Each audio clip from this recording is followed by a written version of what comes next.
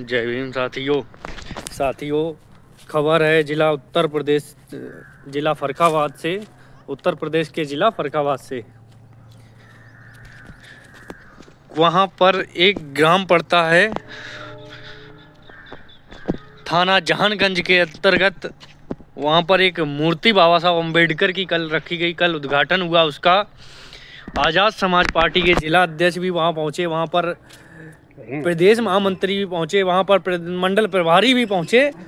लेकिन रात में प्रशासन उस प्रतिमा को उठा के ले गया और उस ठिये को तोड़ दिया। बाबा साहब अम्बेडकर की मूर्ति जहाँ रखी थी, उस प्रशासन ने उस ठिये को तोड़ दिया। कम से कम 15 से 20 गाड़ियाँ प्रशासन की पहुँची और मूर्ति को उठा के ले गए।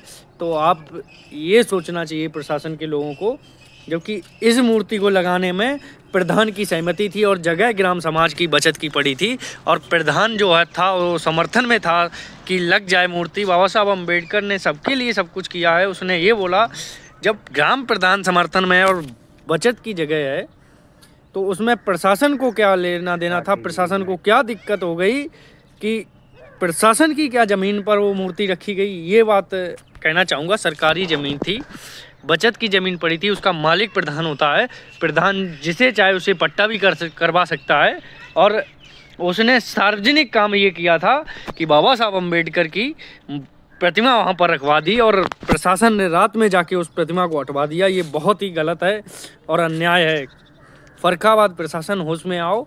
और आपके वर्दी में जो ये सितारे लगे हैं वो बाबा साहब अम्बेडकर के संविधान की शपथ ली है तुमने, लेकिन संविधान के हिसाब से आप कार्य नहीं करते हैं, तो ये बहुत ही उचित कार्य नहीं है।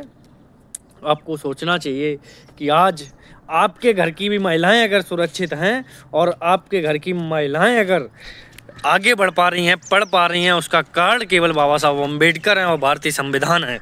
आप प्रशासन के लोगों को भी ये सोचना चाहिए कि आपके घर की जो महिलाएं आज आगे बढ़ रही हैं, पढ़ रही हैं, इतना कुछ कर पा रही हैं, डॉक्टर बन रही हैं, टीचर बन रही हैं, और यहाँ तक कि प्रधानमंत्री, राष्ट्रपति तक एक महिला बन रही है, तो बाबा साहब अम्बेडकर की बदौलत, बाबा साहब अम्बेडकर के अथक प्रयासों की बदौलत आज ये सब हो पाया है।